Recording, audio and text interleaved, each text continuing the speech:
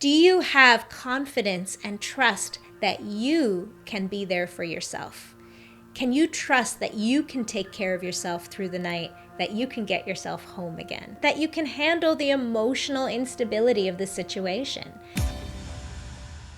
Hello and welcome to the Business of Happiness podcast. I'm your host, Dr. Tarryn MacCarthy, and today is going to be a great day. The spiritual leader Muji said, "Your fingernail can hide the sun." And I love that quote because what it reminds us of is, and what he's talking about is when you hold your fingernail up to the sun, you can actually block out the sun and how enormous the sun is. And just by putting a little bit of an interruption in your line of vision, you can actually convince your eyes and your brain that you can hide the sun. And what we're talking about today is how we do this with awareness.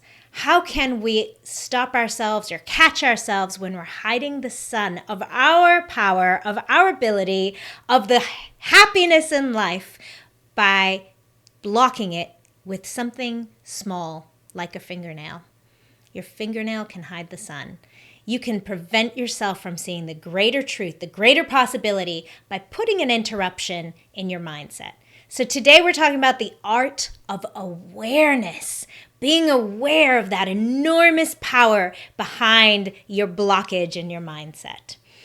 Thank you so much for joining me on our last episode when we talked to Mandy Fridger, fascinating, about overcoming overwhelm.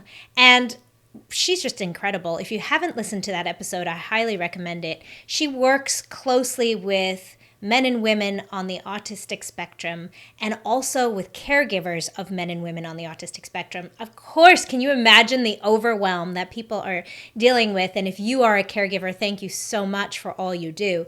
Check out that episode because you are not alone if you have felt yourself in overwhelm. And you know, when we're talking about the art of awareness, we also want to remember that awareness is very much connected to something called our emotional quotient. We all know, I'm sure you've all heard of EQ as compared to IQ, but the emotional quotient was actually pioneered by Daniel Goleman, 30 years ago.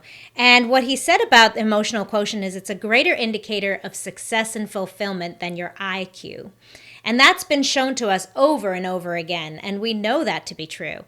And EQ really is the ability to appreciate what others are experiencing emotionally, but also this real awareness of our own emotions and state of mind. The ability to understand, to use, and manage our own emotions in positive ways to relieve stress, to communicate effectively, to empathize with others, and to overcome conflict, because we all know we can't get rid of conflict. So today's episode is going to be looking at how emotional quotient and improving our emotional quotient and working on our emotional quotient actually helps in business and in life. But what is it about the emotional quotient that improves our success in business and our success in happiness? And what it really is, and that's why I love that quote by Muji, is just taking away that blockage from being able to see the bigger picture, taking away the fingernail that's blocking the image of the sun.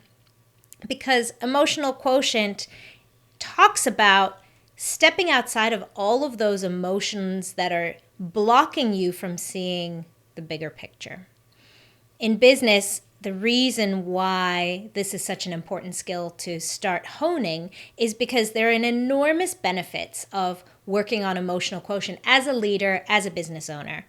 Number one, it increases team performance. It decreases occupational stress. When you have a leader that is very in touch and has a high EQ, there's overall reduction of stress. Not just for the leader, but it has that trickle-down effect. As we know as leaders that when we work on something ourselves, we see it kind of rub off on all the people around us. It also increases our capacity for positive decision-making. Having a strong emotional EQ makes us better leaders and helps us to train our team to be better at positive and progressive decision making. Increased emotional quotient in leaders has been proven in the research to also decrease staff turnover. Right now, that is a big deal. We are living at a time in 2021, post-pandemic lockdown. We're all coming out of the mask mandates in all of our states, and suddenly we are realizing there is a huge shortage of support members in our teams.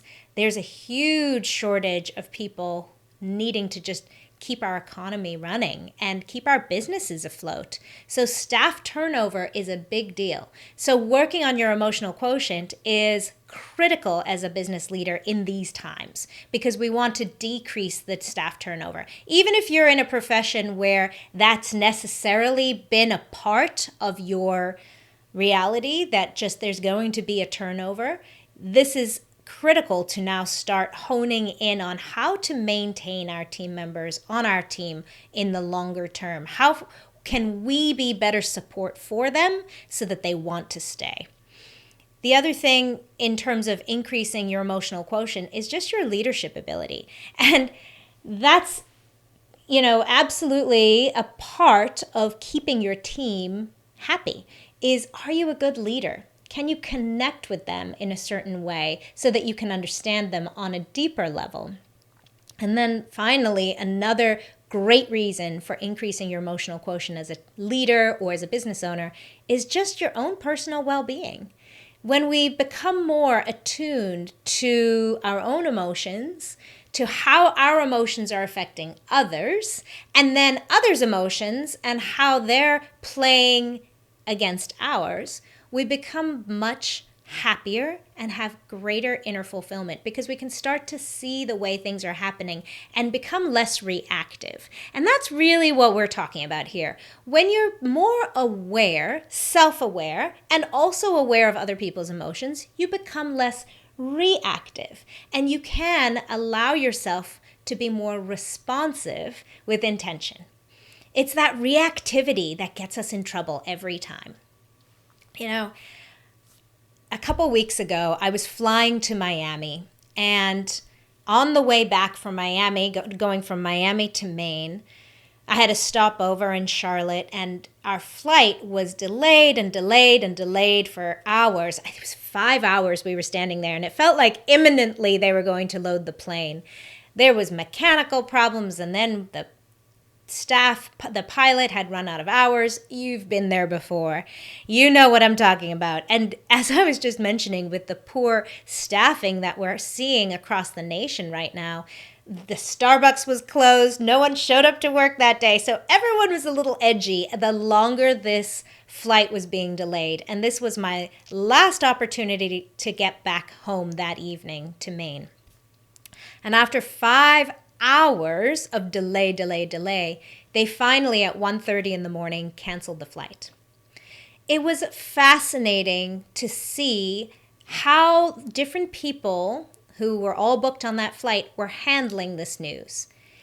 There is no question that it was a huge interruption in everybody's plan, in everybody's schedule. People had weddings to get to, people had work to get to, families to get to, commitments to get to. Everyone had a reason for being on that connecting flight.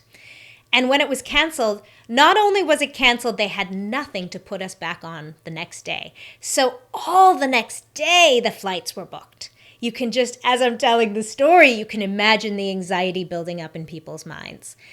Not only that, because it was 1:30 in the morning, they had no hotels to send us to. So everyone who was on that flight was going to sleep on the floor in the airport in Charlotte. Well, what was fascinating was to be able to step back and see the levels of emotional quotient that different people, the emotional intelligence that different people on the flight were able to tap into, because this was all out of anybody's control, including the young lady who was tasked with reassigning flights to people at the desk. And it was interesting to watch how some people accepted this, figured out a new plan, just buckle down and lay down on the floor to sleep, knew the next day they wouldn't even be able to get home. They were finding other resources, catching other flights, or renting cars, or just acknowledging that they were going to spend the next whole day in Charlotte. Or there were people who were extremely upset and angry, and they allowed that emotion within themselves to overtake their decision-making ability and their social interactions. Suddenly, there was an enormous social breakdown, almost like a flip of a switch. And you could see that some people just don't have those resources to control their emotions. And I'm not saying ignore your emotions. Feel the frustration. Of course, I was upset. I wasn't going to get home to my children that night, and I hadn't seen them for a few days. Of course, I was upset. I had obligations the next day. People were relying on me in many regards, and I was going to have to actually let some people down for the next day. This was a highly emotional situation. However, checking in with your emotions and understanding your emotions is one thing. Reacting because of them is another. The question is, what would reacting get you?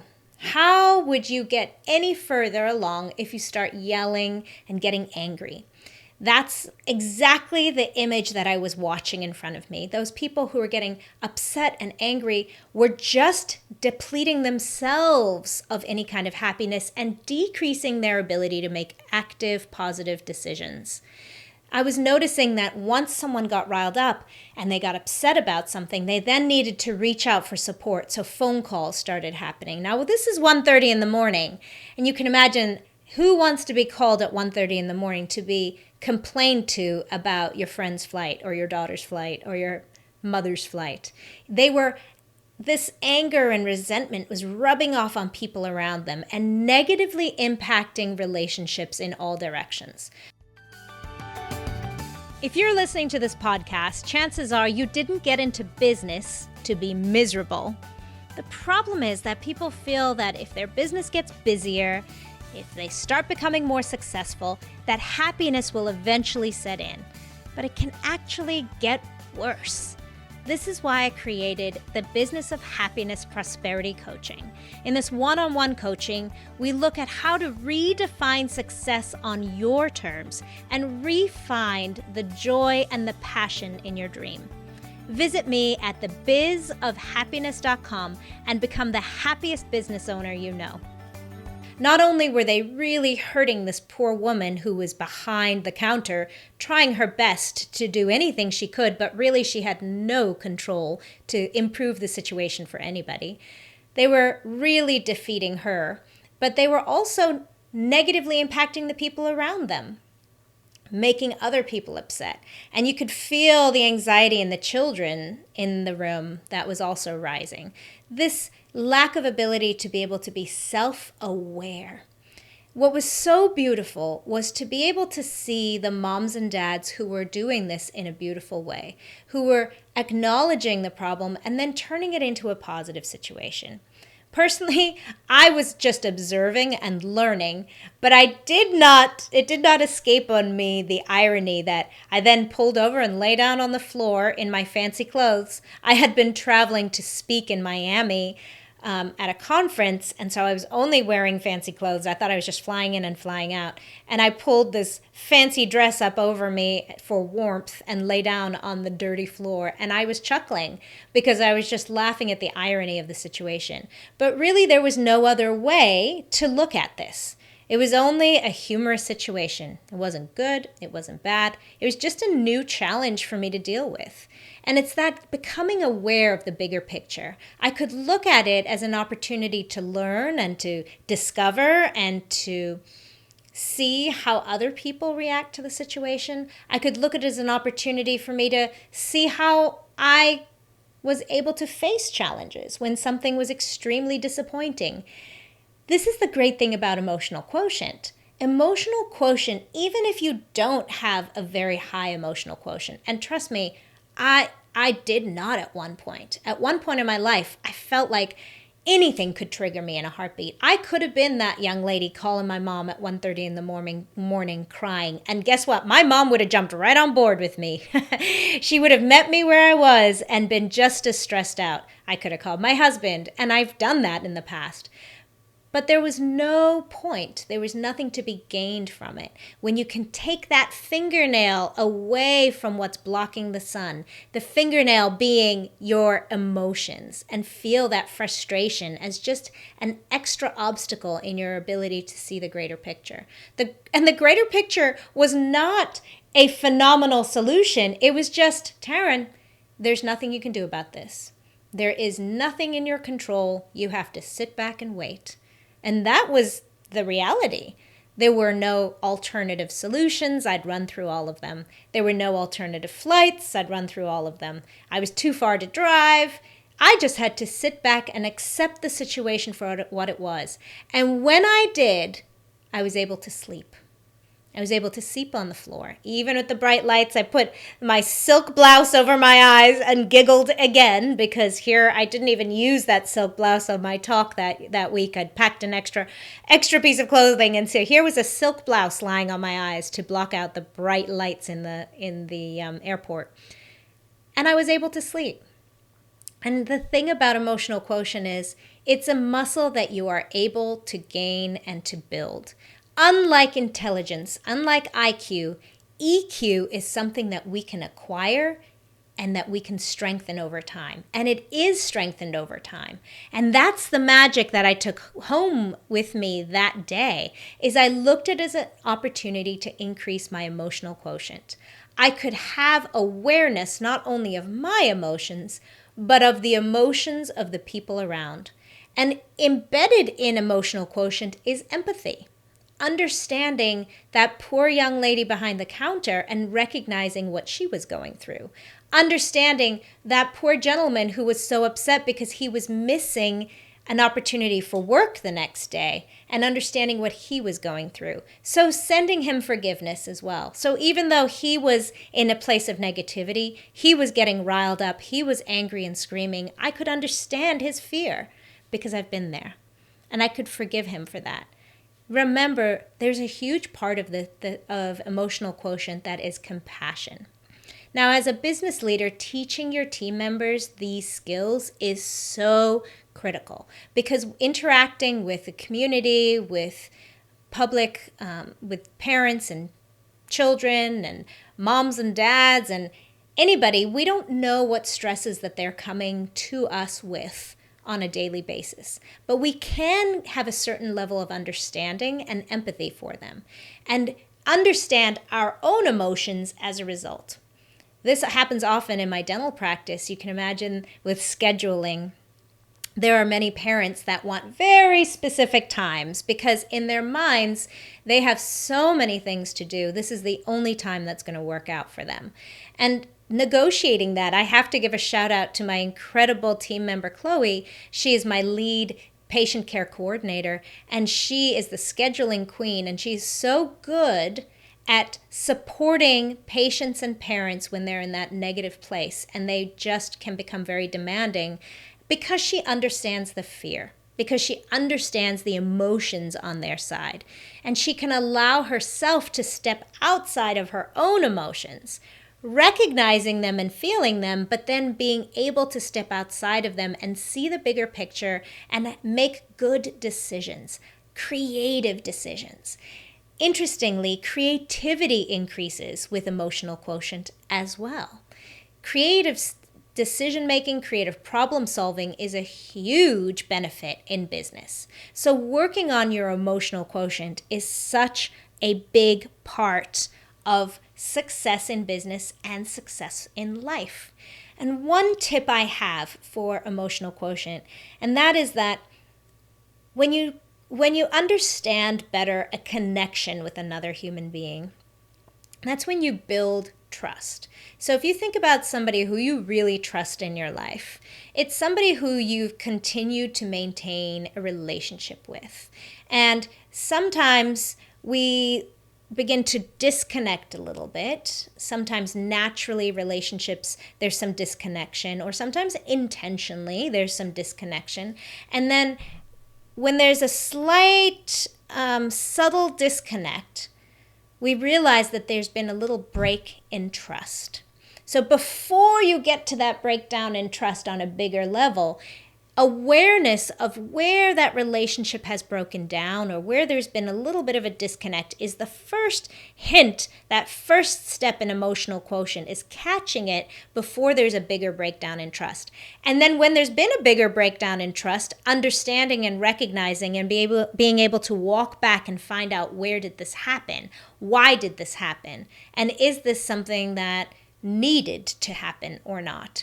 Now, the reason why I bring this up as a tool, because this is a tool that Goleman was talking about in terms of emotional quotient and relationships. It's something Deepak Chopra talks about in terms of maintaining great relationships with other people and how to tap into good social connections.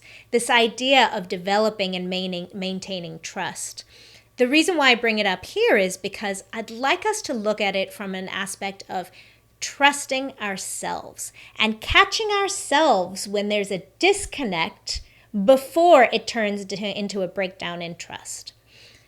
Because when you trust yourself, you have safety and security within yourself as a human, as a mom, as a loving partner in a relationship, as a business leader. You need to have confidence and trust that you will have your back. Before you get to that point where you lose trust, there's this more subtle disconnection. And it's sometimes that subtle disconnect that can happen for decades. And if we don't catch it, we wake up one day and realize, oh my gosh, I don't even trust myself. Picture that story again in the airport and recognize that the fear that set in among so many of those passengers speaks to a lack of trust that they can handle it. Are you spinning out of control because you've lost that trust in yourself? Everything's out of your control. The lady behind the counter can't help you. There are no more flights tonight. There are no more rooms at the inn. There's nowhere to stay. Do you have confidence and trust that you can be there for yourself?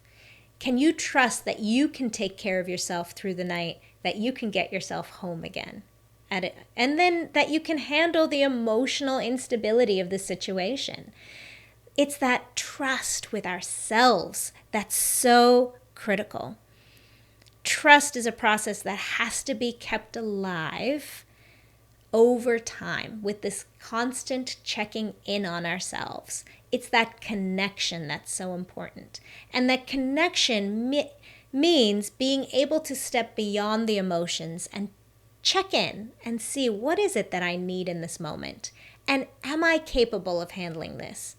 And the answer is always, always yes. Because you are so much more capable than you give yourself credit for. But you can only make decisions that are positive and proactive from a place of feeling good. And remember, as we always say, when you feel good, that's when you can do good.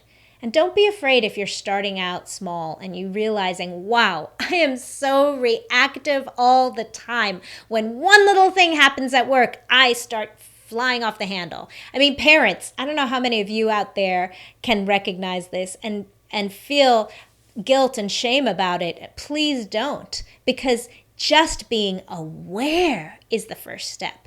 Just having awareness of our actions, being aware that, wow, as soon as that flight was canceled, I got angry and I started looking for blame. I wanted to place blame somewhere. I wanted to get mad at someone. Just having awareness of that is the first step. And that's the beginning of becoming connected to who you are, and then being able to grow and overcome from it. Thank you always for being a part of this discussion.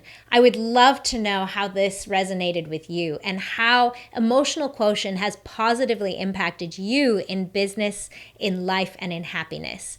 Join us over at the Business of Happiness podcast Hive It's on Facebook. It's called the Business of Happiness Hive. It's a private Facebook group, and we continue this discussion there. I would love to have you over there. And as always, please leave me a review so that this message can reach more and more people. And if you know of someone who this resonates with, or someone who needs to hear this message, please send this episode over to them and be the support and light for them in their world to help increase their happiness in business and in life.